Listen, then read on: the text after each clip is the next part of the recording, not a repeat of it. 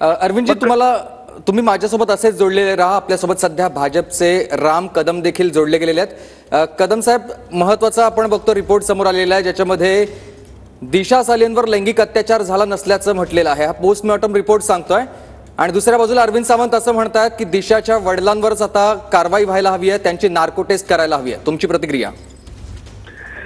नाही, मुळामध्ये अरविंद सावंत साहेब हे अतिशय अभ्यासपूर्ण आणि अध्ययन करून सगळ्या विषयात भूमिका मांडत असतात.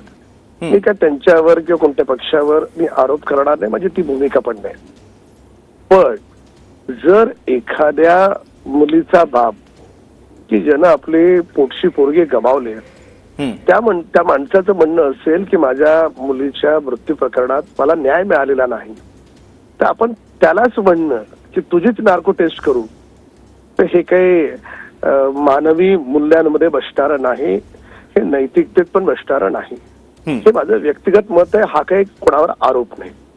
दुसरी गोष्ट काय झालंय की या ठिकाणी आदित्य ठाकरेंवर आरोप करण्याचा किंवा आणखी कोणाला बदनाम करण्याचा विषय नाही आहे. विषय कसा झालाय की सुशांत सिंग राजपूत प्रकरण 68 दिवस उद्धव ठाकरे सरकारच्या काळात त्यांनी स्वतःकडे ठेवलं. देश मागणी करत होता सीबीआयला द्या, त्याने त्याच वेळेस सीबीआयला दिलं असतं.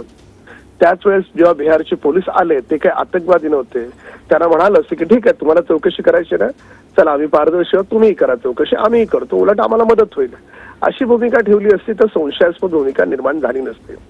संशय कुठे निर्माण झाला की त्या सरकारच्या काळात त्या बिहारच्या पोलिसांना आतंकवादी आहेत, दहशतवादी आहेत अशा प्रकारची वागणूक दिली गेली, त्यांना परत पाठवलं.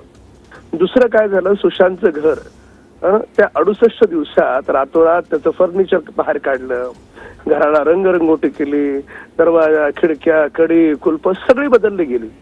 तर त्याच्यामुळे सुशांतच्या परिवाराचं मत काय झालं की यांनी पुरावे नष्ट केले.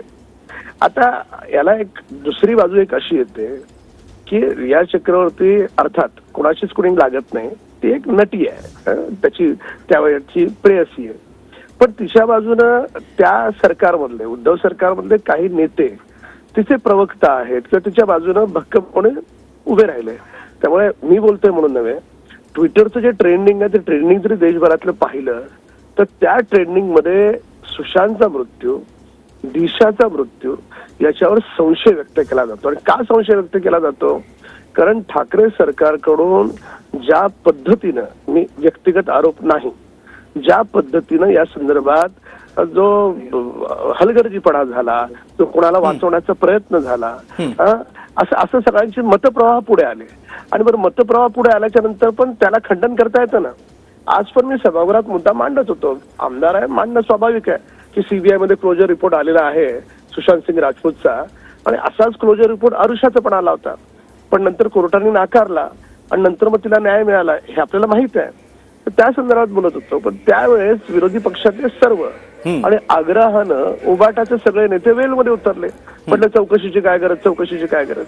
आता त्याच ठिकाणी ते म्हणाले असते की आमदार रामकदम म्हणतात चौकशी करा, निपक्षपाती म्हणतात, चला आमचंही म्हणणं आहे चौकशी करा, दूध का दूध पाणी का पाणी होऊन जाऊ दे. पण तसं आलं नाही. कदम साहेब, सीबीआय महाराष्ट्र सरकारच्या अंडर येत नाही, ती केंद्र सरकारची संस्था आहे. माझं पूर्ण विधान तुम्ही सभागृहात ऐकलं नाही. काय आहे की SIT जी आहे ती वर्तमान SIT दिशा सालेंची संदर्भात चौकशी करते, अजून तीच आहे. मी सुशांत सिंग राजपूतच्या मृत्यू प्रकरणासंदर्भात म्हणतोय.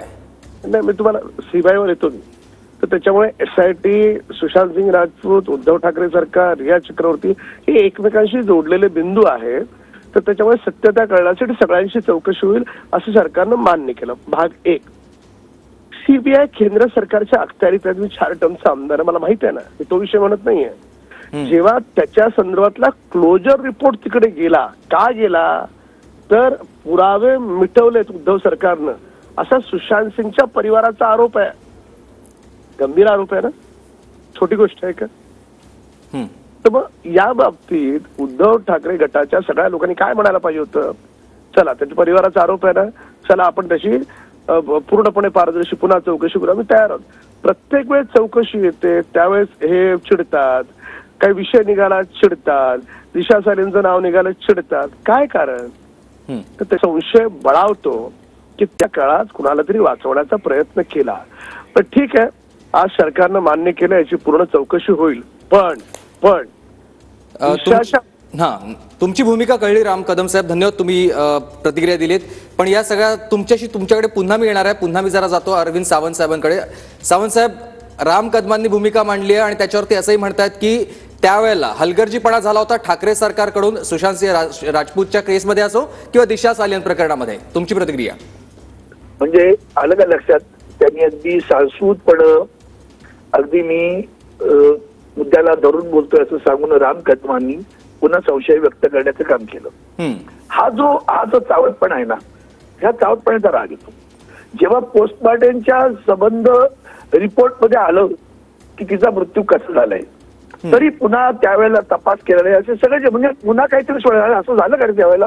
पण ती चर्चा वेगळी घडवून आणायची. भारतीय जनता पार्टी ह्याच्यात फार बाहेर आहे. तुम्हाला कल्पना असेल, राम कदमांना सुद्धा आठवून देतो फक्त, सुशांतच्या मृत्यूनंतर बिहारमधल्या निवडणुकीमध्ये कोणी पोस्टर लावल्या सांगा ना तुम्ही सुद्धा, आठवत असेल तुम्हाला. बरोबर. सुशांतजींचा फोटो निवडणूक बिहारमध्ये, बाजूला कमळ, भारतीय जनता पार्टी, तुम्ही नाही भुलेंगे. काय बरं तिकडे काढून इकडे काय संबंध होतो? म्हणजे बिहार आणि महाराष्ट्र याच्यामध्ये पण वितंडवाद तयार केला. तो बिहारी होता, त्याचा आम्ही तुला विषय नाही, बरं त्या निवडणुकीत तिकडच्या विधानसभेच्या काय संबंध मला सांगा ना.